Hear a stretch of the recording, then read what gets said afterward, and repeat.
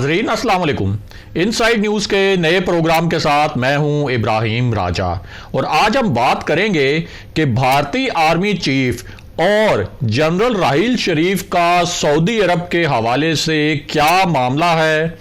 क्या सऊदी अरब से पाक फौज के दस्ते निकाल कर भारतीय फौजी तैनात करने का फैसला कर लिया गया है और जनरल बाजवा का इस हवाले से क्या पैगाम है। अगर आप इन खबरों की तफसील जानना चाहते हैं और आने वाले दिनों में भी अहम मामलात से आगाह रहना चाहते हैं तो हमारे चैनल को सब्सक्राइब कीजिए। और अब बात करते हैं आज के मौजू पर, यानी सऊदी अरब में भारतीय आर्मी चीफ और जनरल राहील शरीफ का मामला क्या है और क्या सऊदी अरब से पाक फौज के दस्ते निकाल कर भारतीय दस्ते तैनात करने का फैसला कर लिया गया है। आपको इस इशू से जुड़े दो इंतहाई अहम वाक़यात और उनकी हैरानकुन तफसीलात बताते हैं ताकि आप इस पूरे मामले को अच्छी तरह और आसानी से समझ सकें। तो सबसे पहले आपको ये बताएं कि किसी भी भारतीय आर्मी चीफ की जानिब से ये सऊदी अरब और यूएई का पहला दौरा है। अमूमन इस किस्म के दौरे मुख्तसर होते हैं, लेकिन इस दौरे के बारे में बताया गया है कि ये दौरा 4 रोज़ का है। इस दौरे में भारतीय आर्मी चीफ का सऊदी अरब के नेशनल डिफेंस कॉलेज में खिताब भी शामिल है। अब इस पूरी सूरत हाल में भारतीय मीडिया सरकारी ज़राए से ऐसी खबरें चला रहा है जो पाकिस्तान के लिए बहुत अलार्मिंग हैं और ख़तरे की घंटी हैं। ये मामला क्या है उसकी पूरी तफसील भी आपको बताएंगे, लेकिन पहले आपको इसी मामले से जुड़े चंद अहम हक़ाइक़ से आगाह करते हैं ताकि आप इस पूरे इशू का जो एक ख़ास किस्म का बैकग्राउंड है या जो ख़ास किस्म का पस मंज़र है और जो इस मामले का कॉन्टेक्स्ट है जिसको हम सियाक़ो सबाक़ कहते हैं, उस सियाक़ो सबाक़ को भी अच्छी तरह जान सकें। तो मामला यह है कि 1969 में जब जनूबी यमन की रियासत और सऊदी अरब के दरमियान जंग हुई तो इसका जो पहला मरहला था वो फ़ज़ाई जंग का था। सऊदी अरब ने इस जंग में पाक फ़ज़ाइया की मदद की दरख्वास्त की और उसके बाद इस जंग में पाकिस्तानी पायलट्स ने सऊदी रॉयल एयर फोर्स के तैयारे उड़ाए और बहुत ही महारत से जनूबी यमन का जो फ़ज़ाई हमला है उसको पसपा कर दिया। इसी तरह पाक आर्मी की इंजीनियरिंग कोर ने सऊदी अरब को सरहदी इलाके में फ़ौजी छावनियाँ और फ़ौजी कले और जो दिफाई नौयत की तामीरात हैं वो भी करके दी। उसके बाद ईरान इराक जंग के दौरान को 20,000 पाकिस्तानी फ़ौजी सऊदी अरब में तैनात रहे ताकि सऊदी अरब की सलामती को कोई ख़तरा ना हो। सऊदी अरब पाकिस्तान से असलहा और दिफाई साजो सामान खरीदने वाला सबसे बड़ा मुल्क रहा है। पाक आर्मी सऊदी आर्मी के फ़ौजियों को और पाक फ़ज़ाइया के पायलट्स सऊदी फ़ज़ाइया के पायलट्स को तरबियत भी देते रहे हैं और अब भी तरबियत दे रहे हैं। 2018 में जब सऊदी अरब को दहशतगर्दी और बैरूनी हमलों का सामना था तो उस वक्त सऊदी अरब ने पाकिस्तान से दरख्वास्त की थी कि मज़ीद फ़ौजी दस्ते सऊदी अरब भेजे जाएं। पाकिस्तान ने ये दरख्वास्त कबूल करते हुए इजाफी फ़ौजी दस्ते सऊदी अरब भिजवाए थे। इसके अलावा अरब इसराइल जंगें जिनका पाकिस्तान से कोई ताल्लुक नहीं था, पाकिस्तान ने इन जंगों में अपने पायलट्स भेजे और अरब इत्तेहाद की तरफ से लड़ते हुए इसराइल के जदीद तैयारे मार गिराए। वो इसराइल जिसे पूरे अरब खित्ते की अफवाज मिलकर कोई ख़ास नुकसान ना पहुंचा सकी, उसे पाकिस्तानी पायलट्स ने नुकसान पहुंचाया। यहाँ आपको एक और हैरानकुन बात भी बताएं कि पाकिस्तान ने यूएई यानी मुत्तहिदा अरब अमारात की एयर फोर्स भी बना कर दी और यूएई की जो एयर फोर्स है उसके इब्तदाई चंद सरबराहान यानी एयर चीफ्स भी पाकिस्तानी थे और ये एक बहुत ही गैर मामूली बात थी।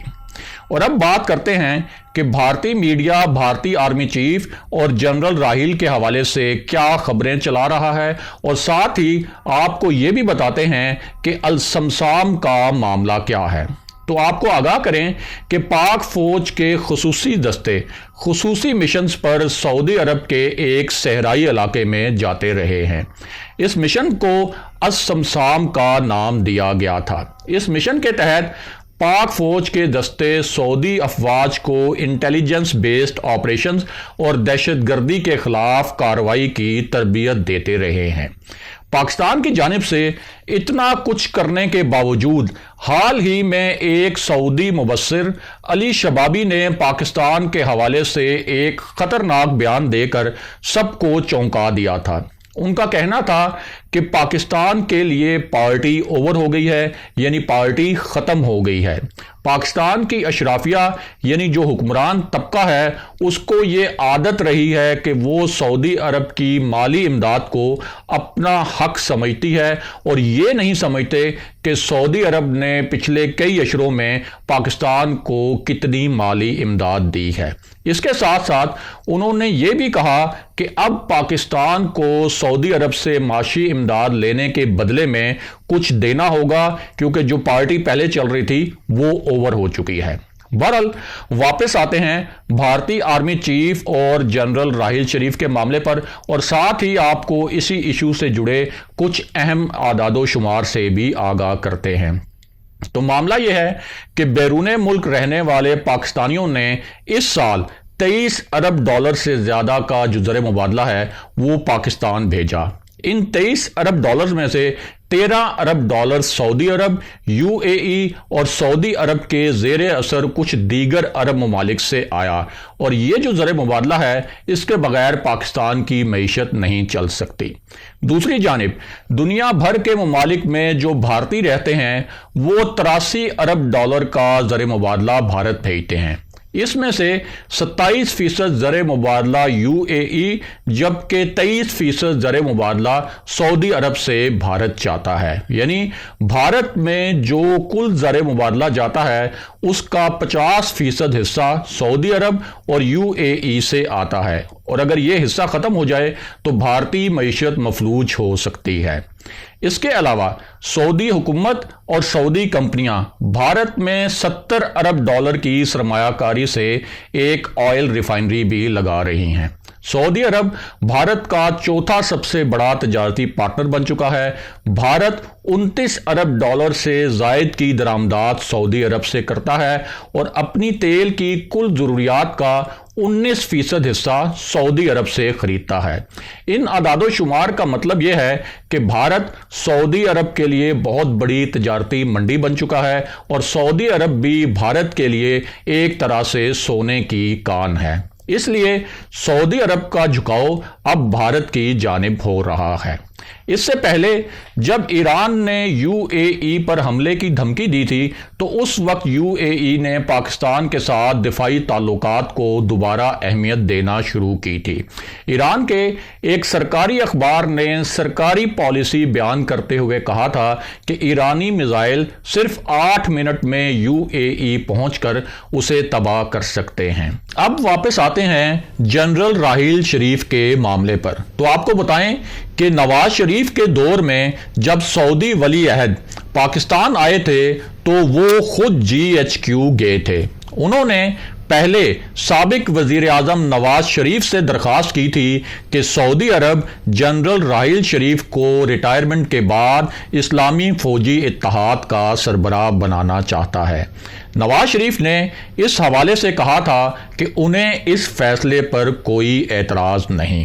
اس کے بعد سعودی ولی عہد نے خود جی ایچ کیو میں جا کر اس وقت کے army chief general Raheel Sharif سے ملاقات کی تھی، اور اس ملاقات کے دوران انہوں نے جنرل راحیل کو اسلامی فوج کا سربراہ بننے کی پیشکش کی تھی۔ یعنی جنرل راحیل شریف کو اسلامی فوجی اتحاد کا سربراہ بنانا سعودی عرب کی درخواست تھی، یہ کوئی پاکستان کی خواہش نہیں تھی کہ جنرل راحیل اسلامی فوجی اتحاد کے سربراہ بنے۔